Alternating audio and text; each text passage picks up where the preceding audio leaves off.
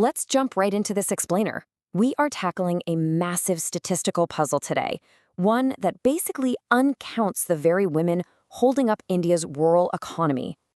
You see, we're not just looking at a few missing numbers here. It's a whole architecture of constraint. We're talking about deeply ingrained systems, geography, societal norms, even the very design of economic questionnaires that literally erase millions of hardworking women from the official record. Just wrap your head around the number 23.6%. That was the official female work participation rate in India back in 2017 to 2018, at least according to standard labor force surveys.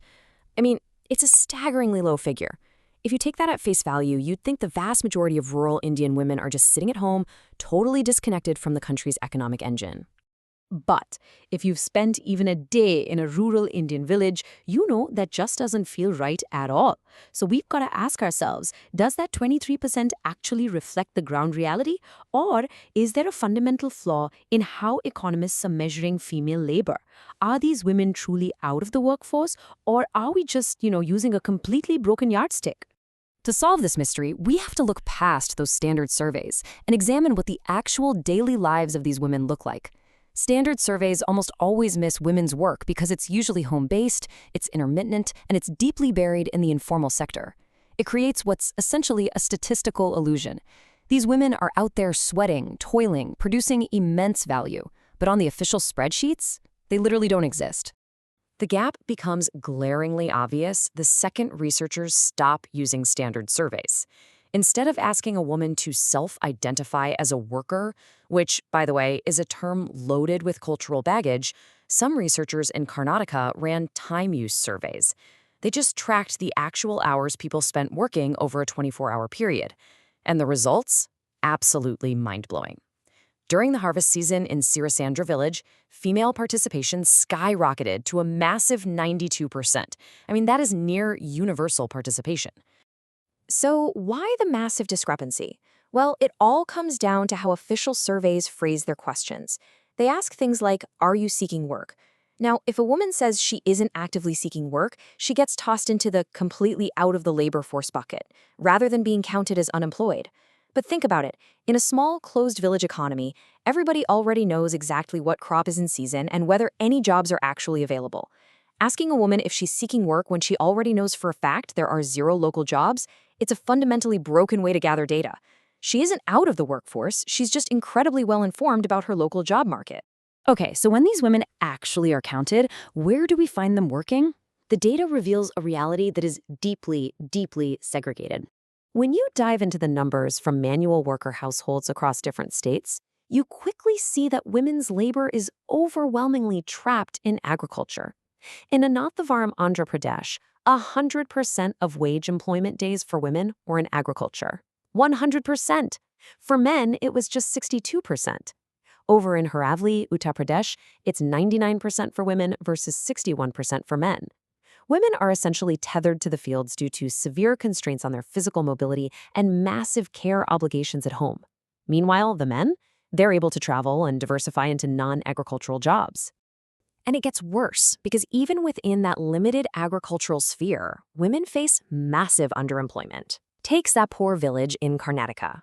Even in households that rely purely on manual labor to survive, women manage to get an average of just 143 days of paid employment a year, compared to 195 days for men. In fact, across almost all the surveyed villages, the average woman worker got fewer than 150 days of work annually. They want to work, they absolutely need to work, but the local economy just doesn't offer enough paid days for them.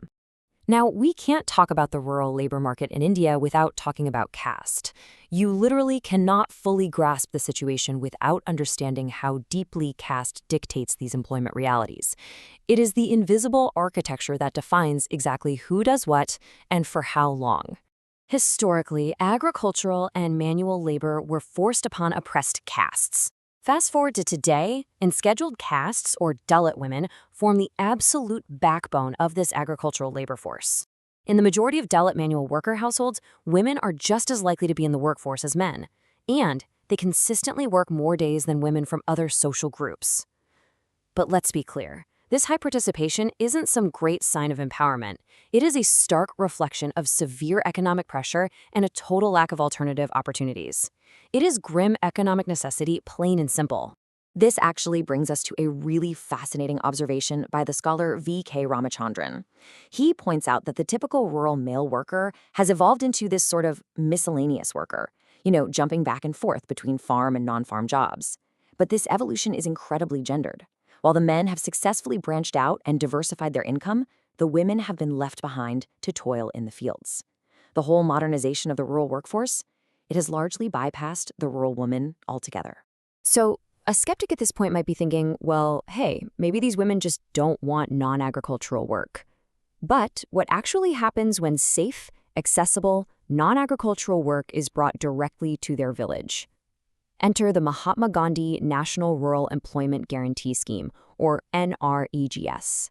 NREGS is this massive public works program that literally guarantees wage employment.